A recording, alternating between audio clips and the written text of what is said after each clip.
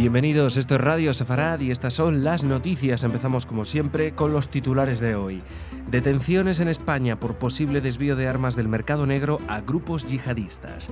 La Unión Europea insta a los palestinos a reanudar las conversaciones de paz y convocar elecciones. Naciones Unidas responsabiliza a Israel del bombardeo de 7 escuelas en Gaza el pasado verano. Irán insta a Israel al abandono de sus armas nucleares.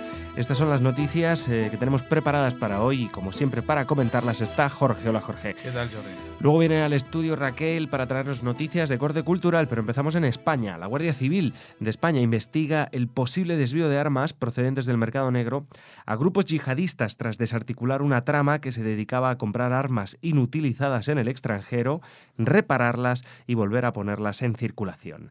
En la operación han sido detenidas 7 personas y se les ha incautado 99 armas de diferentes modelos y 21.000 cartuchos.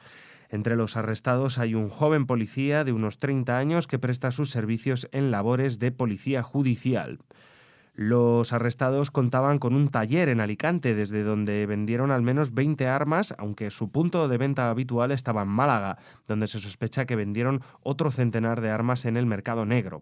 Los responsables de la investigación no ocultan que es el posible riesgo de desvío hacia grupos yihadistas, trabajos que se enmarcan en la operación Taronja, coordinada por Europol, según la cual se han detectado ya cerca de 200 indicios de conexión entre el terrorismo yihadista y grupos dedicados a la delincuencia organizada. Bueno, sí, aquí en España no tendría que asombrarnos esto porque ya los atentados del 11M se vio como había una trama de conexión entre el narcotráfico, los narcotraficantes que conseguían explosivos de minas asturianas, etcétera, etcétera. O sea que todos esos mundos están conectados. El mundo del yihadismo cada vez en las noticias se vincula a otra de las tramas ocultas que existen en nuestro país y en todo el mundo, en Occidente.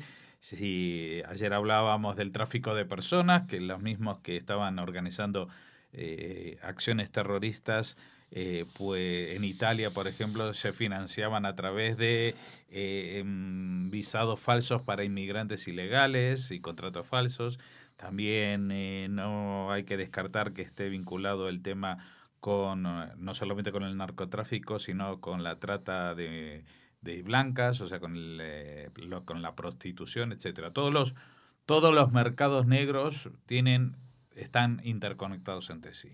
O sea, el dinero que circula en esos sitios sin blanquear va de un lado para otro. Y todo también está amparado por un botón que blanquea.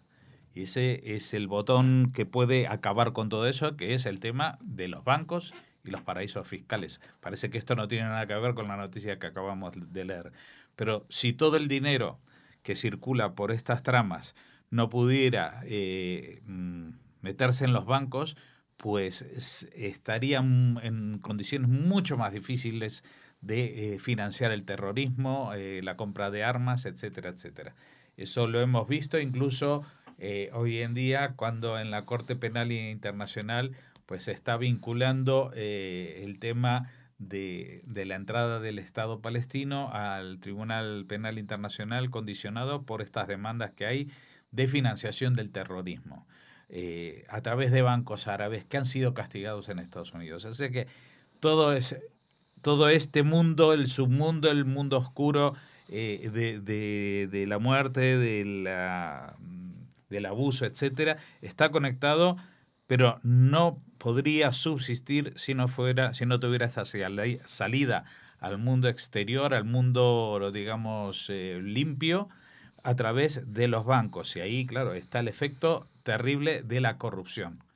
Y esto es lo que está afectando, y podríamos conectar también con este tema a muchos de los temas de corrupción económica que existen en muchos países del mundo y aquí en España también, que están vinculados a los bancos y están vinculados al blanqueo de capitales. Y cuando se habla de blanqueo de capitales no es que alguien pues declaró haciendo un poquito menos de lo que le correspondía. Estamos hablando de miles y miles y miles de millones de dólares o de euros, como los quieran llamar, de los negocios más terribles que se puedan imaginar, desde el secuestro de personas hasta el asesinato y el terrorismo.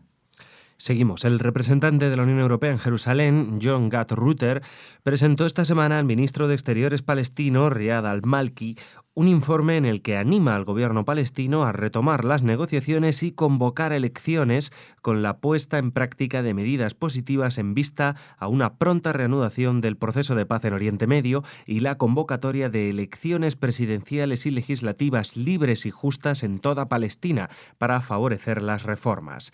Gad Rutter lamentó la disminución del espacio democrático que sufre la sociedad palestina en Cisjordania y animó a la implementación de los compromisos adquiridos a través de los convenios internacionales de derechos humanos rubricados durante 2014 por Palestina. El informe valora positivamente la formación de un ejecutivo de reconciliación nacional entre el movimiento islamista Hamás, a cargo de la Franja de Gaza, y el nacionalista Fatah en Cisjordania, tras 7 años de división política, pero señala que hasta la fecha el gobierno sigue sin poder asumir plenamente sus responsabilidades en Gaza. Bueno, pues destacamos esta noticia porque no es muy habitual que haya algún, aunque sea mínimo, tirón de orejas para la gestión palestina de lo que está sucediendo. Bueno, pues esta es la contraparte que tiene el entrar a formar parte de organizaciones internacionales, que eso es lo que quería Palestina y con lo que amenazaba Israel. Pues resulta que ahora, al participar o intentar entrar en estas organizaciones internacionales, pues tienen que recibir críticas. Entre otras, por ejemplo, el tema de que nunca han convocado desde el año 2007 unas elecciones, que se gobierna todo por la fuerza, de facto, que lo que firman en los tratados como el último cese de fuego con Israel, por el cual la Autoridad Nacional Palestina se iba a hacer cargo de las responsabilidades en Gaza, el control de pasos fronterizos, etcétera, etcétera, pues no se ha hecho cargo de absolutamente nada de eso.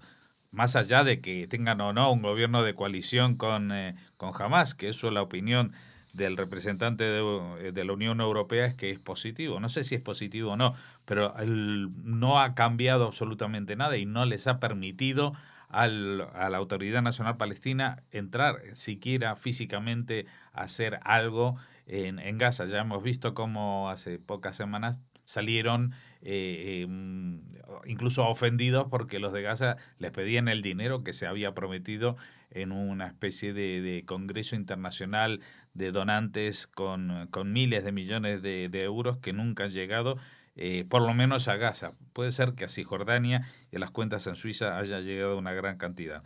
Así que bueno, queremos apoyar al representante de la Unión Europea en Jerusalén con esto que insta a la Autoridad Nacional Palestina a tomar algún tipo de decisión y avance, primero en el tema democrático interno y segundo en tomar medidas que lleven a la reanudación del proceso de paz, porque parece como que todo lo que pueda pasar esté vinculado con la paz. Si no hay paz en Oriente Medio, siempre es culpa de Israel y no es culpa de nadie más y ninguna responsabilidad para las otras partes. La investigación interna de la ONU sobre los ataques a sus instalaciones en Gaza el pasado verano responsabiliza al ejército de Israel de los daños causados en 7 escuelas de la UNRWA, 6 de las cuales servían de refugio para civiles durante la ofensiva, que causaron 44 muertos y 227 heridos. Según el informe, 3 de estas escuelas se encontraban vacías y fueron utilizadas por grupos armados palestinos para almacenar armas y presumiblemente también para disparar cohetes contra Israel. El portavoz del Ministerio de Asuntos Exteriores de Israel, Emmanuel Nashon, aseguró que su gobierno también ha investigado los hechos contenidos en el informe y que se han abierto causas penales cuando se ha considerado necesario. Hamás, por su parte, dijo que estudiará el informe, aunque no tiene constancia de que se ocultaran depósitos de armas en escuelas de la ONU en la franja. Tras la adhesión de las autoridades palestinas al tratado que regula la Corte Penal Internacional, la Fiscalía de este tribunal abrió en enero una investigación preliminar para analizar si se cometieron crímenes de guerra durante el conflicto del pasado verano en Gaza. Bueno, ya está. Otra vez el tema. Palestina pide incorporarse a la Corte Penal Internacional Y no solamente van a revisar sus acusaciones contra Israel, sino que se va a revisar también su papel. De hecho, ya ha sido acusado de cometer crímenes de guerra. ¿Qué pasa? Bueno, en la hipocresía de Hamás diciendo que estudiará el informe, aunque no tiene constancia de que se ocultaron depósitos de armas en las escuelas. Esto es ya el no va más, porque hasta la ONU, con su tendencia anti-israelí declarada, lo ha reconocido. Pues ellos dicen que, bueno, nosotros no, claro, a ver dónde está, en qué informe está escrito eso, ¿no? Evidentemente no hay ningún informe, jamás no trabaja elaborando informes y mandándoselo a Naciones Unidas. Es más, ni siquiera deja que los periodistas hagan su trabajo para que vean qué es lo que sucede, y cuando los periodistas por casualidad ven con lo que sucede, pues tienen que salir de la Franja de Gaza primero para poder contarlo, como el famoso bombardeo por error a una escuela que fue debido a Hamás. Eso lo reconocieron los periodistas. La ONU no lo menciona ese hecho. Pero aparte con los números se hace un poco de lío, porque dice, evidentemente responsabiliza al ejército de Israel de los daños causados en 7 escuelas. Sí, señores. A ver, Israel nunca negó que bombardeara estos sitios. Ahora, llamar escuelas de Naciones Unidas a sitios, 3 de los cuales se encontraban vacías y fueron utilizadas por grupos armados palestinos para almacenar armas y presumiblemente, dicen ellos, pero constatadamente, dice Israel, para disparar contra Israel, eso ya no es una escuela, eso es algo que fue una escuela, pero que es un sitio de lanzamiento de misiles. Ahí en el derecho penal internacional más básico está admitido que un sitio, aunque haya sido antes una escuela, una sinagoga o una vivienda, pero desde el que ahora se dispara, pues se convierte en un objetivo al que uno tiene la legitimidad de responder, porque desde él te están disparando. Bueno, pero aparte de eso dicen que de las 7, pues 3 estaban vacías. Pero por otra parte dicen 6 de las cuales servían de refugio para civiles durante la ofensiva. Entonces, vamos a ver, aquí hay un número que no me va. 7 menos 3 son 4. Y si 6 servían para civiles, ¿cuál era la que no servía para civiles? O sea, todas las escuelas se utilizaban como refugio para civiles, ninguna se utilizaba como escuela. ¿Cuál era la verdadera escuela de UNRWA en Gaza? ¿Había alguna escuela de UNRWA en Gaza que sirviera como escuela? Porque esa a mí ya me hace cuestionar todo, porque si un informe de Naciones Unidas detalla de esta manera qué es lo que pasó después de una investigación, pues a mí me siembra más dudas que las que me aclara. Lo que sí está claro es que los daños causados en 7 escuelas de la UNRWA, Israel nunca los negó. Otra cosa es qué había en esas escuelas y si había civiles o había milicianos, como lo llaman ellos, terroristas, como lo llama Israel, porque eso no es una milicia, eso es un grupo terrorista reconocido así por la mayoría de los países occidentales del mundo. Entonces, otra vez, una escuela que fue escuela, pero que está tomada por un grupo de terroristas, ¿qué es? ¿Es una escuela o es un objetivo militar? Vamos a ver, es que el tema es que han elaborado este informe porque las escuelas eran de la UNRWA. La pregunta que no se han hecho o que no han respondido con esta investigación es ¿por qué en escuelas de la UNRWA se almacenaban, por lo menos en 3 de ellas, armas de los terroristas? ¿Qué respuesta dan a eso? Seguramente dirán, no era cuestión del personal de UNRWA, sino de los maestros que trabajaban allí. Bueno, ¿dónde están esos maestros? ¿Siguen contratados? Porque vamos a ver, si es muy probable que estén trabajando absolutamente con la misma gente que les puso las armas en los depósitos debajo de la escuela y desde las cuales dispararon los misiles. Y ellos van y dicen, no, aquí no ha pasado nada. Siempre el problema es Israel, aquí la gente se porta muy bien. A mí, la verdad, esto se me añade a la lista de incongruencias de Naciones Unidas, especialmente en todo lo que tiene que ver con algo que se puede imputar a Israel. El ministro de Exteriores de Irán abrió el turno de intervenciones nacionales en la primera jornada de la conferencia de revisión del Tratado de No Proliferación que se celebra en la sede de Naciones Unidas, instando a Israel a abandonar su capacidad nuclear, que, según subrayó, supone una amenaza para todos los países de Oriente Medio. Irán, inmerso en una intensa negociación internacional para controlar su programa nuclear y que rechaza las inspecciones internacionales, dijo, sin embargo, apoyar la postura de los no alineados en favor de un Oriente Medio sin armas nucleares e hizo un llamamiento a Israel para que ponga todas sus instalaciones nucleares bajo supervisión internacional. Tras años de ausencia, las autoridades israelíes participan en esta ocasión en la conferencia de revisión del Tratado de No Proliferación, organismo al que siempre ha puesto como condición para sumarse haber logrado antes la paz con Irán y los países árabes. Sí, son más de 20 años que Israel no participa. Israel no ha firmado este tratado, lo ha dicho, lo ha reiterado, dice, mientras tengan la amenaza de una guerra declarada. O sea, vamos a ver, es que no es que estamos diciendo un posible escenario. España está a las puertas del Magreb y podría tener un conflicto con Marruecos. No, ahora no lo tiene. Entonces, no estamos hablando de eso, no estamos hablando de posibles conflictos. Hablamos de países que tienen declarada la guerra a Israel, no han firmado el cese de ese estado de guerra. En todo caso, en algunas situaciones hay cese de fuego. Solamente hay 2 países que han firmado el cese del estado de guerra y han firmado un tratado de paz: Egipto y Jordania. Todos los demás países del Medio Oriente de los que estamos hablando, Siria, Líbano, Irak, Irán, Arabia Saudita, todos los Emiratos y petrodólares que hay por ahí, todos esos todavía están en estado de guerra. Toda la Liga Árabe está con la guerra declarada de Israel.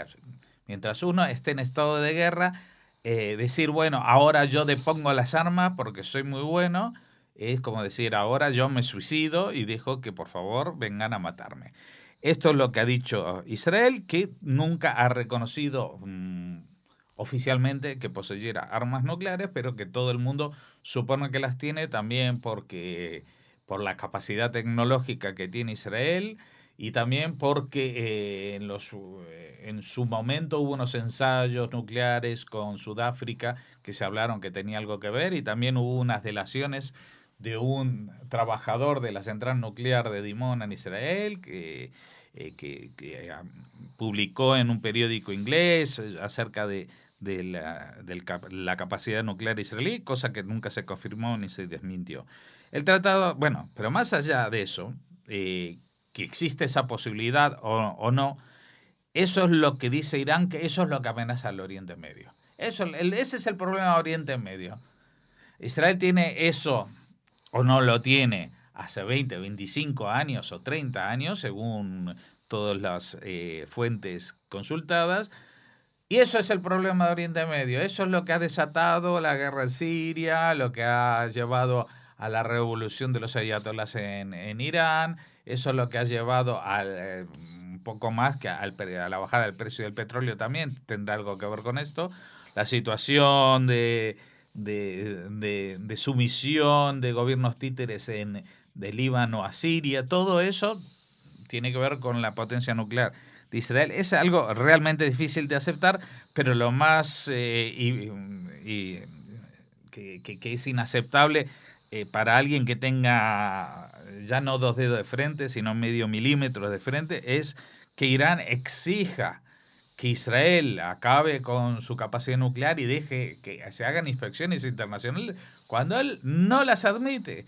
Y él dice que no tiene armas nucleares y que su programa nuclear no va dirigido al desarrollo de armas nucleares. Y tiene encima todas las potencias del mundo, incluida no solamente las de Occidente, también Rusia y China. Y bueno, y se sigue negando a que la Organización Internacional de Energía Atómica visite todas sus instalaciones, pero él exige que a Israel sí se le haga ese tipo de examen.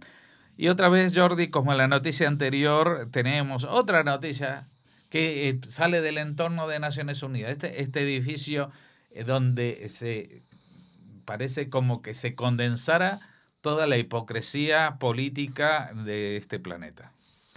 Pues nada, Jorge, con eso terminamos. Te vemos mañana de nuevo aquí. Ahora Raquel con la agenda cultural.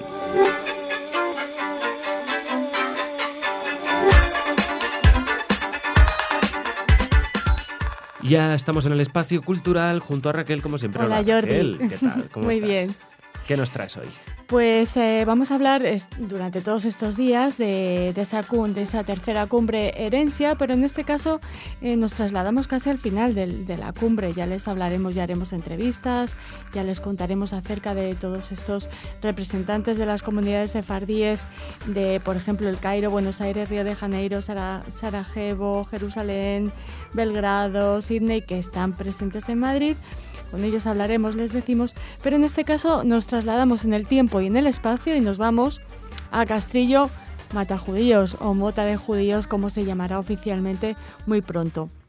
Allí, el 1 de mayo, serán recibidos por el alcalde Lorenzo Rodríguez una treintena de judíos sefardíes venidos, como les hemos comentado, desde diferentes partes del mundo para participar en esta cumbre. Se desplazarán a Castrillo para conocer in situ los proyectos que se ha propuesto esta localidad burgalesa a raíz del cambio de nombre aprobado en consulta popular en mayo el pasado año. Ya se lo comentamos aquí en Radio Sefarad, se lo contamos con entrevistas, estuvimos muy pendientes de este cambio de nomenclatura de este pueblo.